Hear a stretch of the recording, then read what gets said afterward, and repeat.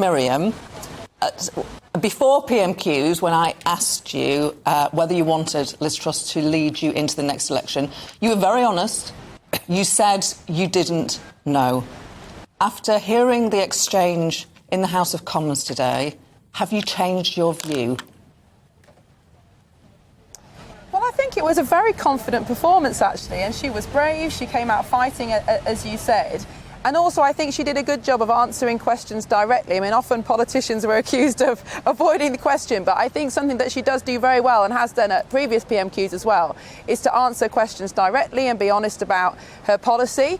I thought it was very interesting how soundly she defended sticking with the triple lock. That will be a clear signal to colleagues that that is the intention of travel. I think it's too soon to say after half an hour of PMQs what the future holds. Also, we're hearing it, just the live feed, just what we can pick up from the microphones here. It's very different being in the chamber and picking up the atmosphere, so it'll be interesting to talk to colleagues. But I do think, on balance, it was a very strong performance. And of course, Keir Starmer picked up on her mistakes and things like that, and she was honest about them. But she was also very real about the state of the economy, and that's what I really want to see going forward.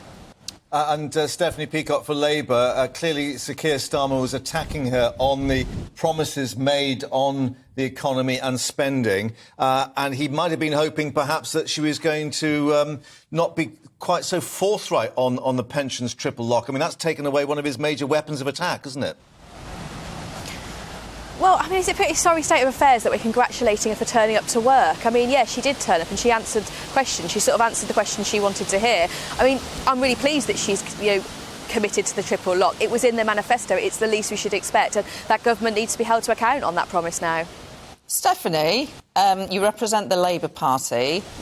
Why are you so passionate about ensuring that rich pensioners get a double-digit pension increase? Shouldn't the Labour Party be in favour of targeting the support better at those who are most in need?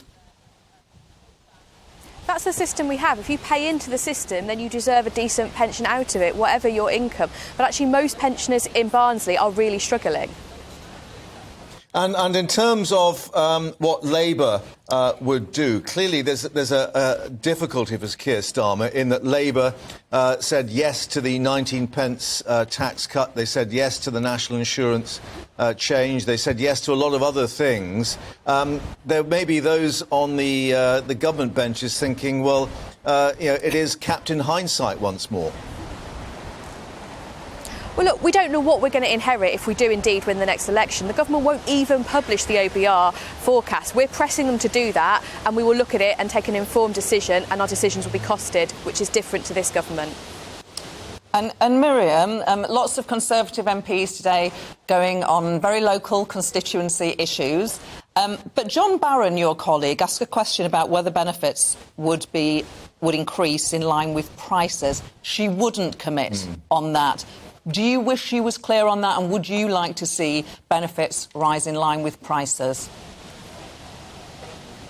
Yes, I do think benefits should rise in line with inflation, and I think also from an economic point of view, people who are living on very low incomes, every single penny of that increase in income will go back into the economy. These are not people who are able to save. They're not saving it for the rainy day. They will put it back into the economy through spending on food and energy and things like that. So I think there are good economic as well as very clear moral arguments for doing that. I think obviously there are technical issues about when inflation is measured, because if we take a measure in September and then the inflation figures completely change in April, then I think we need to be flexible about that. I think it's fair to take that into account. But in principle, yes, I do think benefits should rise in line with inflation. But just to pick up on something that Stephanie said, of course our plans should be costed. That was the failure of the mini-budget, and not to publish the OBR report. I completely agree with this.